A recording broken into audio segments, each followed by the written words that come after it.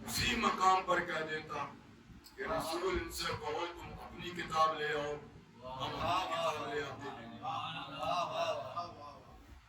ایک مقام تھا، عیسائی بھی اہل کتاب، مسلمان بھی اہل کتاب، اور وہیں پر کہہ دیتا کہ رسول ان سے کہو تم اپنی کتاب لے آؤ، ہم اپنی کتاب لے آتے ہیں، اس لیے کہ کتاب کافی ہے۔ کہا یہی تو وہ مقام تھا جہاں بتلانا تھا کہ کتاب کافی نہیں ہوتی، بارش سے کتاب لازم ہوتا ہے۔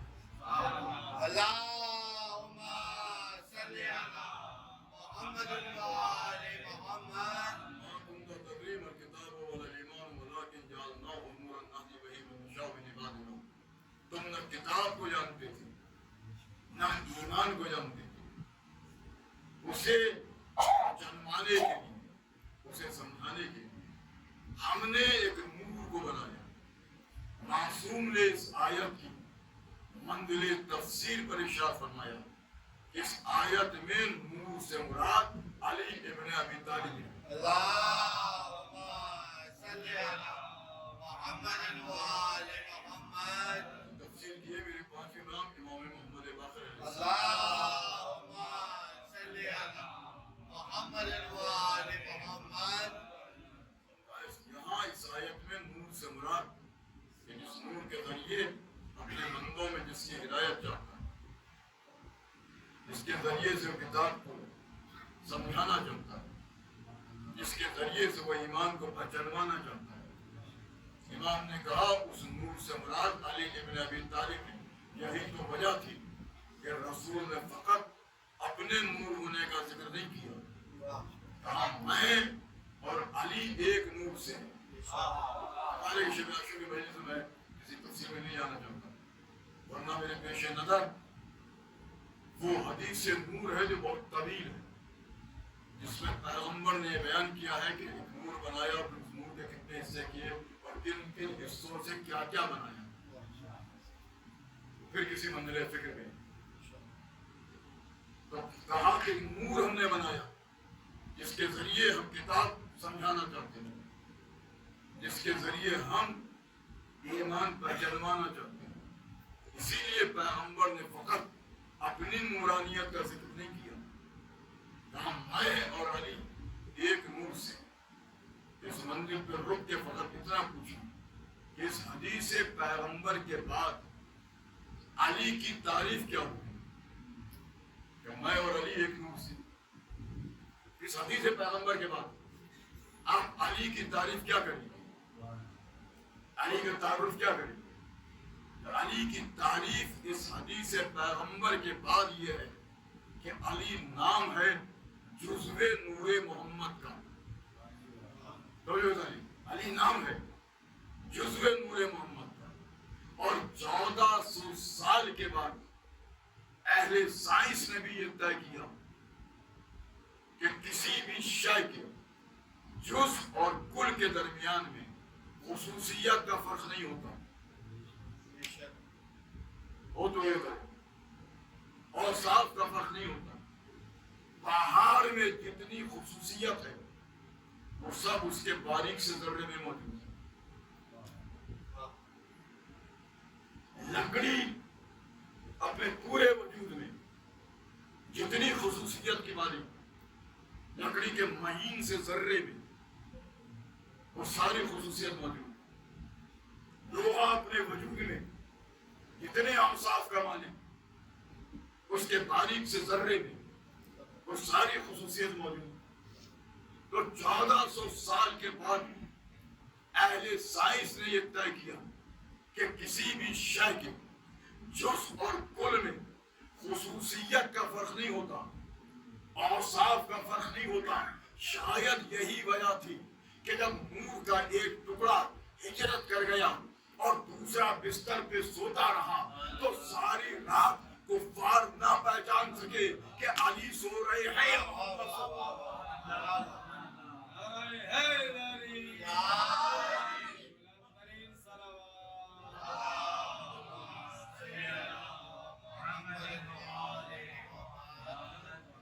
علی نام جزو نور محمد۔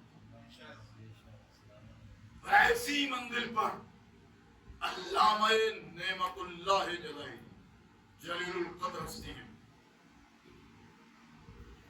انوار نعمانیہ ان کی بہت بڑی کتاب ہے.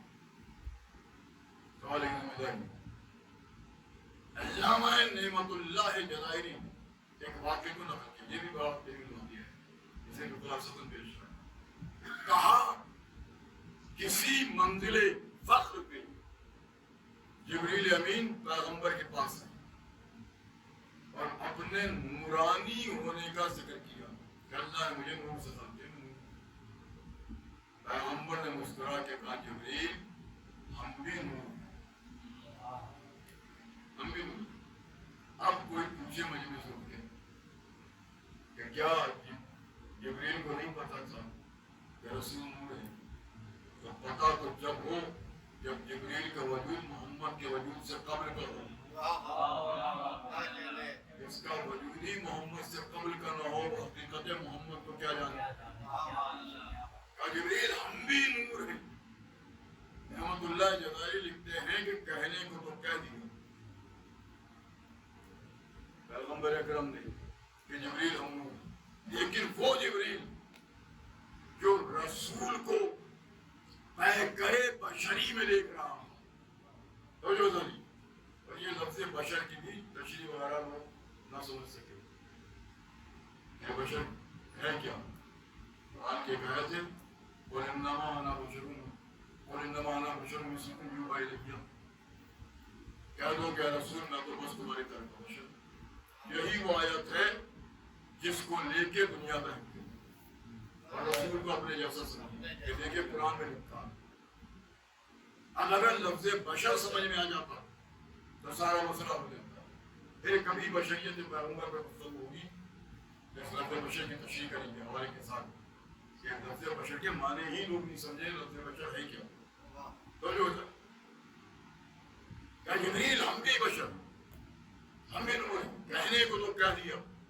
رحمۃ اللہ جزائری لکھتے ہیں مگر وہ جبریل جو رسول کو پیکرے بشری میں دیکھ رہا تھا اسے اپنے نورانی ہونے کا یقین کیسے ملا؟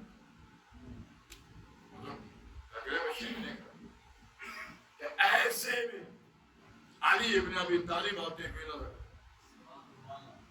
رسول نے علی کو قریب بلایا. جیسے ہی علی قریب آئے رسول نے بڑھ کے گلے سے لگا.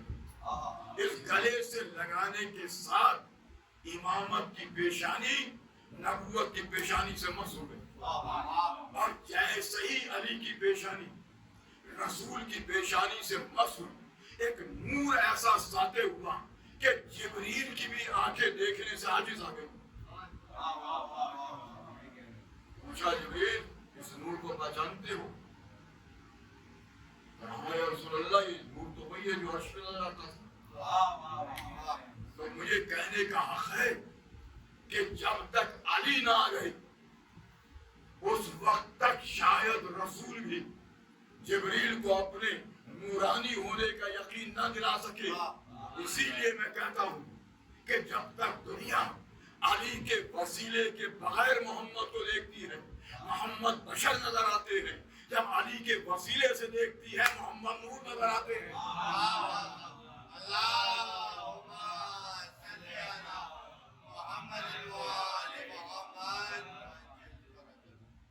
اس نور پر ایمان کا مطالبہ کیا قرآن نے. آیت پیش نظر ہے نا پڑھ چکا. آمنوا باللہ ورسولہ والنور الذی انزلنا.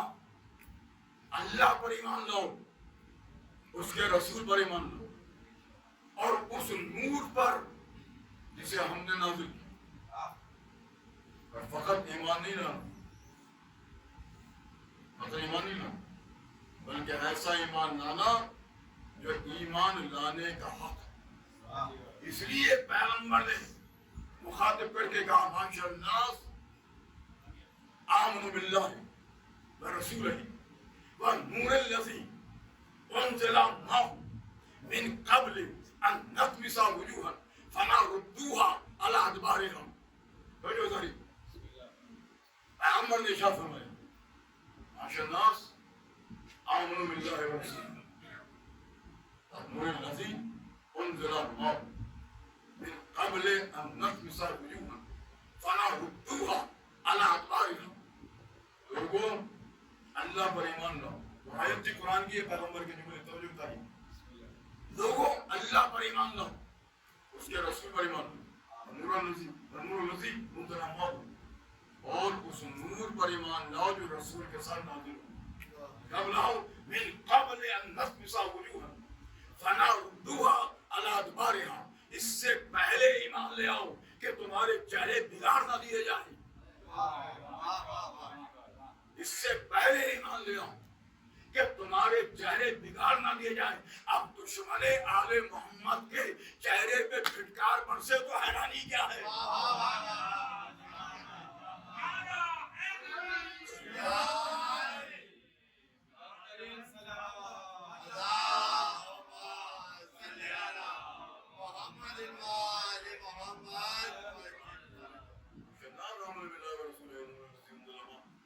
قبل ان نطمس وجوہا فنردوها علی ادبارها, اس سے پہلے اس نور پر ایمان لاؤ کہ کہیں تمہارے چہرے بگاڑ نہ دیے جائیں. اور پھر جب اتنا لازم تھا اس نور پر ایمان لانا کہ قرآن نے بھی کہا آمنوا باللہ ورسولہ والنور الذی انزلنا, اللہ پر ایمان لاؤ, اس کے رسول پر ایمان لاؤ, اس نور پر ایمان لاؤ جسے ہم نے نازل کیا. تو اب یہ تبلیغ رسالت میں پیغمبر کی ذمہ داری تھی, یہ پیغمبر اس نور کا تعارف کرا کے جائیں. اس لیے پیغمبر نے اس نور کا تعارف کیا, کرایا.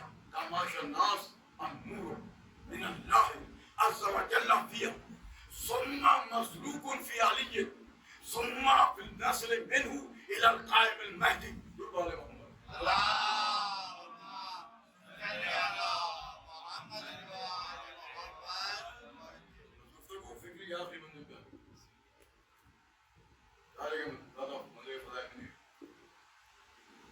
کماشا الناس النور من اللہ عز وجل فیہ, تعارف یہ پیغمبر کی ذمہ داری تھی.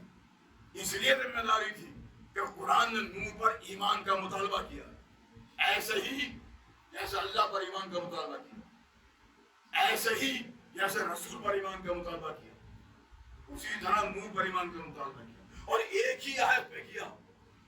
اللہ پر بھی ایمان لانے کا, آمنوا باللہ ورسولہ والنور الذی انزلنا, اللہ پر ایمان لاؤ, اس کے رسول پر ایمان لاؤ, اس نور پر ایمان لاؤ جسے ہم نے نازل کیا.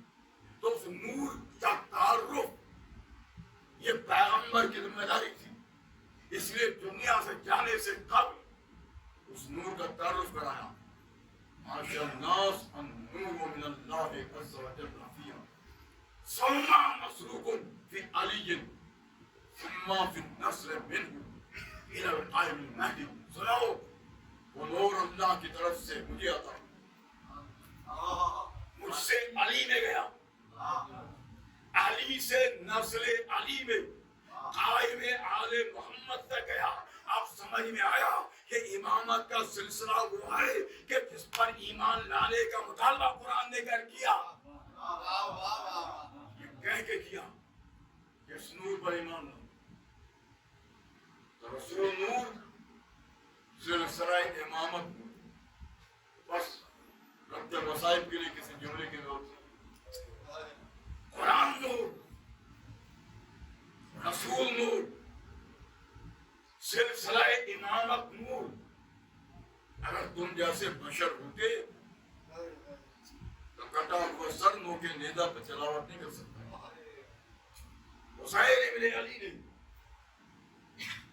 کٹے ہوئے سر سے نو کے نیزہ پر قرآن کی تلاوت کر کے بتلا دیا. آؤ, اگر اب تک نہیں سمجھے تو کربلا میں سمجھو کہ ہم نور ہے, تمہاری طرح کے بشر نہیں. بس ادادارو گفتگو تمام کہ اندھیرا کیوں ہو گیا. آج شب عاشورا, کربلا کے شہیدوں کی آخری رات, ہلال محرم نمودار ہوا, آپ نے فرش ادا کیا, دل تڑپنے لگے, اشک بہنے لگے, مصروفیات حیات کو ترک کر کے مجلسوں میں جانے لگے. کیوں؟ لیے کہ فرشادہ پر کوئی شہزادی رومال کو بچھائے. آؤ میرے لال کا ماتم کرنے والے. کون شہزادی؟ اداکاروں جس نے پوری زندگی کوئی تمنا نہیں، کوئی خواہش نہیں، بابا کے گھر رہی، کوئی خواہش نہیں، رخصت ہو کے شوہر کے گھر آئی، کوئی تمنا نہیں. ہاں اگر کوئی تمنا کی تو بس ایک، جب رسول نے یہ اطلاع دی کہ شہزادی تمہارا لال کربلا کے میدان میں 3 شب و روز کا بھوکا پیاسا قتل کیا جائے، تو پوچھنا شروع کیا بابا جب میرا حسین قتل ہوگا آپ موجود ہوں گے؟ نہیں. علی ہوں گے؟ نہیں. حسن ہوں گے؟ نہیں. خیال آیا یہ بیچاری ماں شاید موجود ہوں. کہا بابا کیا میں موجود ہوں گی؟ کہا نہیں. ایک چیخ ماری اور بس اتنی تمنا کہ بابا میرے لال کا ماتم کون کرے، میرے لال پہ آنسو کون بہائے، میرے لال کا غم کون منائے گا. شہزادی صبر کرو، اللہ ایک قوم کو پیدا کرے گا جو تیرے لال کا ماتم کرے گا. ازادارو رو کے کہو شہزادی اب تو شب عاشور آ گئی، ہم جی بھر کے ماتم نہ کر سکتے، ہم جی بھر کے پرسہ نہ دے سکتے. کس کا پرسہ دیتے؟ حسین کا پرسہ. علی اکبر پہ روتے، عباس پہ روتے، مولانا محمد کا ماتم کرتے، علی اصغر کا ماتم کرتے، کربلا کے 72 کا ماتم کرتے. ارے یہ تو کلیجہ شہزادی زینب اور کربلا کی بیویوں کا تھا کہ جو ایک ایک شہید کا ماتم کر رہی تھی. ہم میں کہاں اتنا دم کہ ہم ایک ایک شہید کا ماتم ایک دن میں کر سکتے. بی ہم جی بھر کے ماتم نہ کر سکے، جی بھر کے پرسہ نہ دے سکے. اداکارو شب عاشور شہیدوں کی آخری رات، آخری شب عبادت الہی میں بسر ہو رہی، اور مائیں اپنے جوانوں کو کلیجے سے لگا کے تلقین کر رہی ہے. دیکھو شہزادی کونین کے سامنے شرمندہ نہ کر دینا. دیکھو ایسا نہ ہو کہ علی اکبر پہلے قربان ہو جائے تم رہ جاؤ. دیکھو ایسا نہ ہو کہ حسین پہ کوئی آ جائے اور تم زندہ رہ جاؤ. 8ویں محرم کی رات گزری تھی، جسے ہم آگے بڑھ کے شب عاشور میں بدل جانا تھا. کیا صاحب کہتے ہیں کہ آدھی رات کو حسین ابن علی نے ایک مرتبہ مقتل کی جانب قدم کو بڑھے. ایسا بیان کرتے ہیں کہ ہم حیران تھے کہ آدھی رات میں مقتل کی جانب تنہا حسین کہاں کرے. ہم اس خیال سے کہ کوئی آنچ نہ آ جائے فاطمہ کے لال پہ، ہم آہستہ آہستہ پیچھے پیچھے ساتھ جائیں. ایسے میں بڑھتے ہوئے حسین کے قدم ایک نشیب کے پاس رکھے اور رک کے پیچھے مڑے اور کہنے لگے میرے اصحاب بس اب اس سے آگے نہ بڑھنا. اور یہ کہہ کے اس نشیب میں اترا فاطمہ کا نام. اصحاب حسین بیان کرتے ہیں کہ ہم نے محسوس کیا حسین کسی سے گفتگو کر رہے، کسی سے گفتگو کر رہے. ہم حیران تھے کہ آدھی رات کو یہ کون آیا ہے، کس سے گفتگو کر رہے ہیں. بے چینی سے حسین کے نشیب سے باہر آنے کا انتظار کر رہے تھے. اور جیسے ہی آقا نشیب سے باہر آئے ہم نے ہاتھوں کو جوڑ دیا. آقا یہ آدھی رات کو کون آیا تھا، کس سے گفتگو کر رہے تھے. کہا میرے اصحاب آہستہ بولو، میری ماں فاطمہ. آہستہ بولو، میری ماں فاطمہ زہرا آئی تھی. ادادارو شب عاشور صبح عاشور سے تبدیل ہوئی، فاطمہ کے لال نے قربانیاں دینا شروع کی، کبھی عباس کے کٹے ہوئے بازو کو بوسہ دیا، کبھی علی اکبر کی زخمی لاش کو اٹھایا، کبھی اون و محمد کی زخمی لاشیں زینب تک لے کر آئے، کبھی قاسم کی لاش کے ٹکڑے ام فروا تک پہنچائے۔ ایسے میں ایک بار رخصت لے کے چلے، میدان میں آئے، آواز استغاثہ کو بلند کیا۔ دو مقامات پر اس آواز استغاثہ کا بڑا عجیب اثر ہوا۔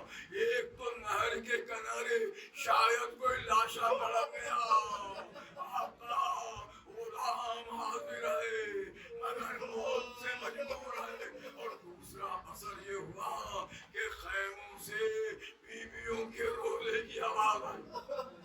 پلٹے حسین آئے خیمے میں، زینب ابھی حسین زندہ ہے، ابھی حسین زندہ ہے۔ بھیا نہ روتی مگر آواز استغاثہ اتنی دردناک تھی کہ علی اصغر سے گہوارے میں نہ رہا گیا۔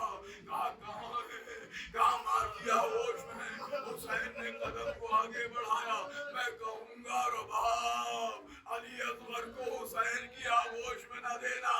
ارے جو بھی صبح سے گیا واپس پلٹ کے نہیں آیا، مگر وہ ماں کیا کرے جس کا بیٹا 3 دن کا پیاسا ہو۔ علی اصغر کو حسین نے آغوش میں لیا، خیمے کا پردہ اٹھایا، عطا کا دامن علی اصغر پہ رکھا، آگے بڑھے، سوال آپ کیا، ہائے کربلا، ہائے حسین۔ ارے ساقیے کوثر کا لال 2 بوند پانی کا سوال کر رہا تھا، جب جواب نہ آیا زمین کربلا پر علی اصغر کو لٹا دیا۔ بیٹا تم خود سوال یاد کرو، جواب نہ آیا، علی اصغر کو ہاتھوں میں لیا، ادھر سے تیرے ستم آیا، بیٹا باپ کے ہاتھوں پہ تڑپ گیا، لہو علی اصغر کا چہرے پہ ملا۔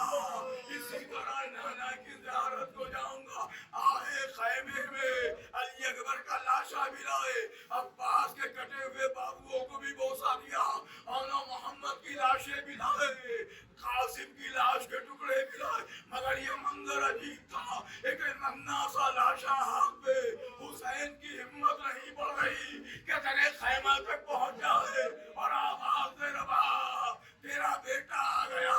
7 بار خیمے کی جانب بڑھے، 7 بار واپس پلٹے، ایک بار ہمت کی آواز دی رباب علی اصغر آ گئے۔ علی اصغر سے پہلے خیمے کا پردہ اٹھا، رباب سے پہلے ایک بچی درے خیمے پہ نمودار ہوئی، بابا علی اصغر کو پانی مل گیا، سکینہ پیاسی رہ گئی، حسین نے ابا کا دامن ہٹایا، ایسے میں رباب بھی آئی، زخمی میں گلا دیکھا، بس ایک جملہ کہا، ہائے میرے لال، ہائے میرے لال، مجھے نہیں معلوم تھا تیری عمر کے بچے بھی ذبح کر دیے جائیں گے۔ حسین نے شاید کہا رباب تمہیں شام و کوفہ کے بازاروں تک جانا ہے، رباب علی اصغر کو ہمارے پاس رہنے دو، یہ کہہ کے زمین کربلا پر بیٹھے، ذوالفقار سے ایک ننھی لہر کھودی، علی اصغر کو دفن کیا، پانی نہ تھا، آنسو بہائے قبر علی اصغر پہ کہ کسی نے قریب سے سلام کیا، جواب سلام دے کے کہا بھائی تو کون ہے جو ہمیں سلام کر رہا ہے؟ جب سے زمین پر آئے کسی نے سلام کے قابل نہ سمجھا، آنے والے نے کہا مولا مدینے سے آ رہا ہوں، قاصد صغرا ہوں، اسے سننا تھا، خط صغرا کو لیا، کھولا، پڑھا، آواز دی علی اکبر، بہن نے بلایا ہے، علی اصغر، بہن نے پیار دکھا، اور یہ کہہ کے کہنے لگے قاصد صغرا، آخری چند کلمات، قاصد صغرا حدود کربلا سے باہر نکل جا، اب حسین اپنی قربانی دینے جا رہا ہے، تیرے خیمہ پر آئے، ایک بار فضہ سے کہا فضہ وہ لباس تو لیا جو میری ماں نے سیا تھا، مگر دیکھ بہن کی نگاہ نہ پڑے، فضہ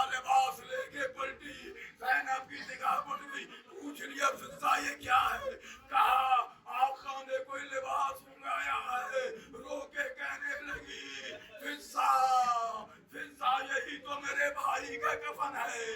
ارے ماں نے یہ کرتا سیا تھا, کہا تو کرتا جب مدینے واپس آنا زینب یہ کرتا میری لہر پہ رکھ دینا.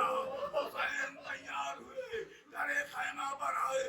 نہ عباس سے نہ علی اکبر نہ دو محمد جو صبح سے ایک ایک کو سوار کرا تھا, چاروں طرف دیکھا مجھے نہیں معلوم بالآخری جملے کیسے سوار ہوئے, مگر سواری آگے نہ بڑھی. اب جو دیکھا ایک بچی کو جنا کے قدموں سے لپٹی تھی. سلجھنا میرے بابا کو مقتل میں نہ لے جاؤ. اترے حسین, جنازہ دیا, تسلی دے کے آگے بڑھ گئے. کچھ دیر کے بعد بالآخری فکر زینب نے سید سجاد کے شانے کو لایا. کہا سید سجاد یہ میدان سے شور کی آواز کیسی؟ بیمار نے آنکھ کھولی, گھرے خیمے پر آئے. زینب نے پردے کو ہٹایا. سید سجاد نے مقتل کی جانب سر کو بلند کیا. السلام علیکم.